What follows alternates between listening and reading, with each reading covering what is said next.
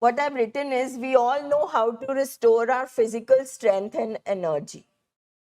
ठीक है? But how to protect or save mental and emotional energy is lesser known. ये ज़्यादा लोगों को नहीं पता है. When we are dealing with battles or disease of mind मतलब आपके thoughts, emotion, addiction, depression सब आ गया इसमें.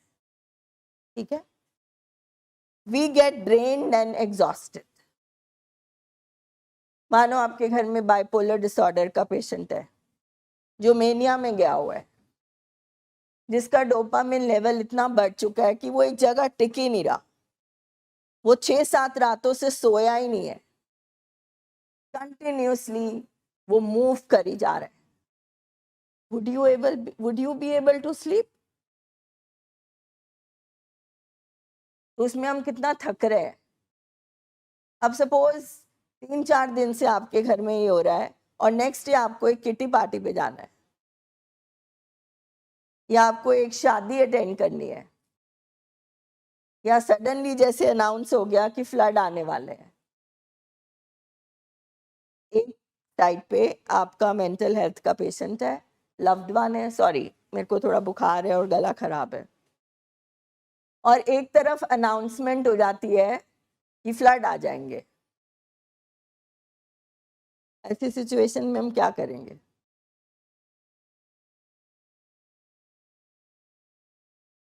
अनाउंसमेंट आई कि ब्लैकआउट हो जाना है, वॉर हो जाएगी. ऐसी सिचुएशन में हम क्या करेंगे?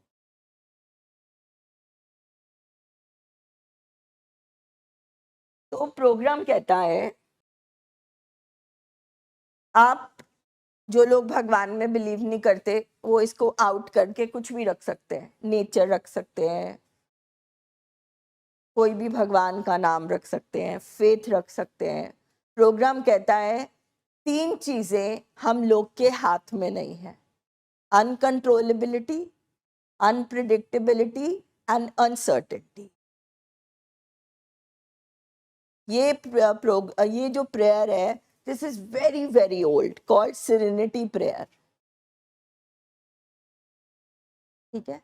क्योंकि यहाँ आने से पहले हर इंसान ने, हर फैमिली मेंबर ने, हर पेशेंट ने अपना 100% से भी ज्यादा दिया होता है. और यहाँ आने से पहले हमने बहुत कुछ किया होता है. प्यार, लाड, लड़ाई, झगड़े, पूजा, तावीज, फास्ट, एनीथिंग एंड एवरीथिंग. तो साइंटिफिक प्रोग्राम कहता है, जब फैमिली आके बैठती है, कि देयर इज वन पोर्शन जो आप करो, 33%. जैसे हम फैमिलीज हैं, डॉक्टर फैमिली नहीं बन सकता, तो फैमिली अपना रोल करे. ठीक है? 33% एक्सपर्ट्स करेंगे, जिनके पास आप आए उन्होंने भी अपना रोल करना है. 34%, you can change the percentage equation, it's your wish. This is just an example. 34%, there is some force, divinity, whatever you believe in, would do that. You just put in your effort. क्योंकि हमारी body का भी limit है, हमारे brain का भी limit है, हमारे इमोशंस का भी लिमिट है. ये ना हो कि हम खर्च हो जाएं पूरी तरह से.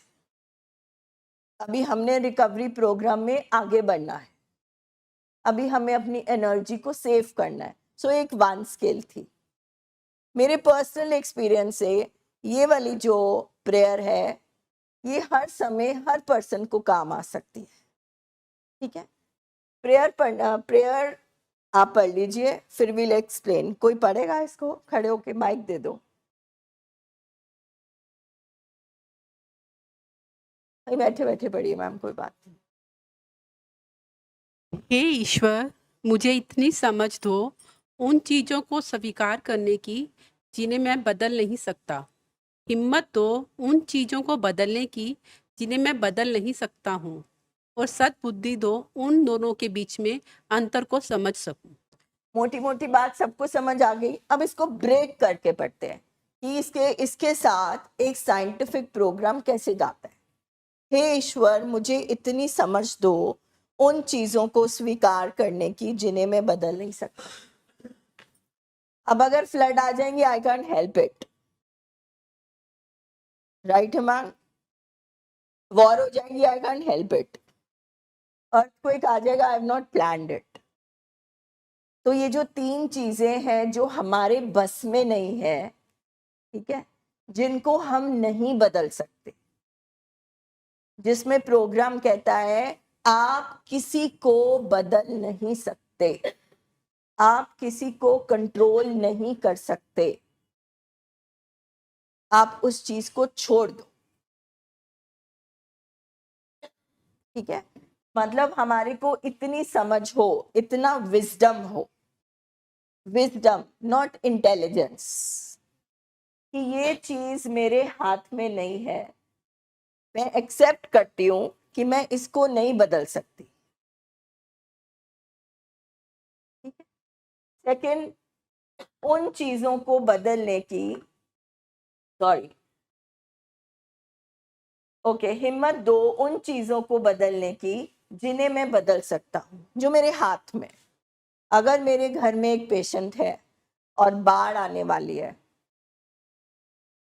बाढ़ को नहीं मैं रोक सकती,